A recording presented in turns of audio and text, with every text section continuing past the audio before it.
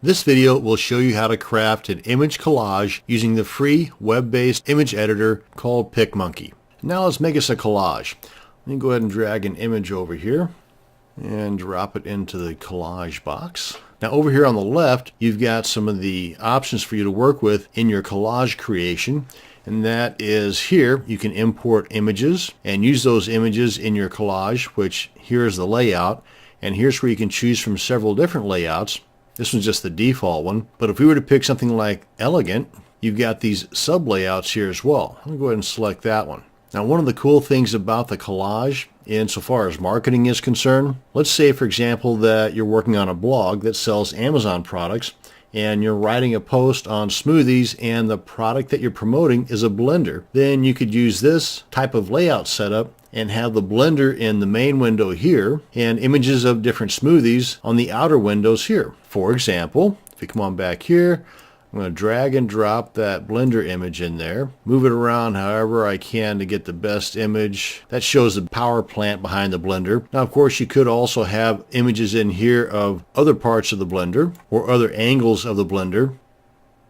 But I'm going to save these slots for the smoothie images. And to get those, we click on the Open Photos, navigate to the location on our computer for those images.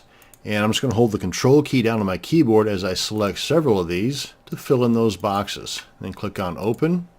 They populate this over here. And like with the blender image, just left click, hold, and drag it on over to the box that you want. And I don't know if you notice or not, I'll go ahead and move these down a little bit.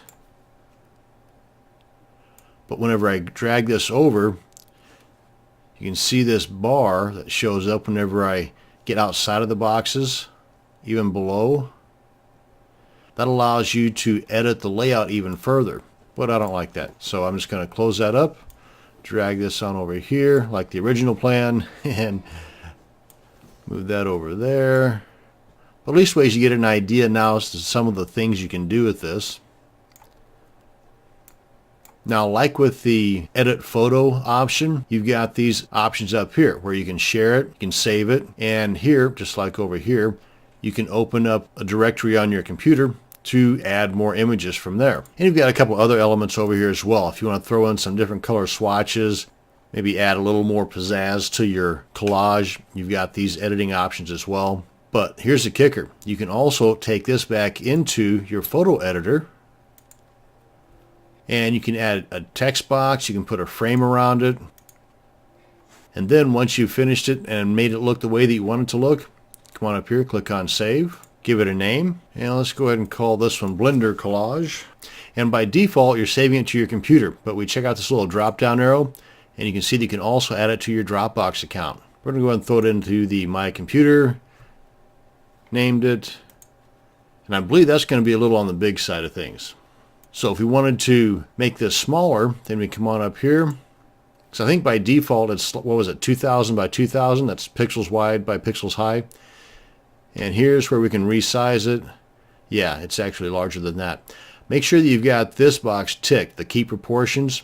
That way, whenever you change one size, it's going to automatically change the other size to keep it in the proper proportions that you have here. So it won't look like it's been squashed or squeezed. Let's go ahead and change that to something that might look better in a blog post. A 675. That looks good. And you see how it changed that? Apply. And let's go ahead and save this. And you see it dropped the file size from, what was that, 400K to 70K. I'm going to go ahead and overwrite the existing one because that other one was just too big. Save. Select that to override it. Yes. Okay. Now I can add this image to my blog, make this image on the blog clickable to direct me to the Amazon page where that product's being sold. Again, just an idea. And that's going to bring us to the end of this video on creating a collage using Pic Monkey. Thanks for watching, and you have a great day.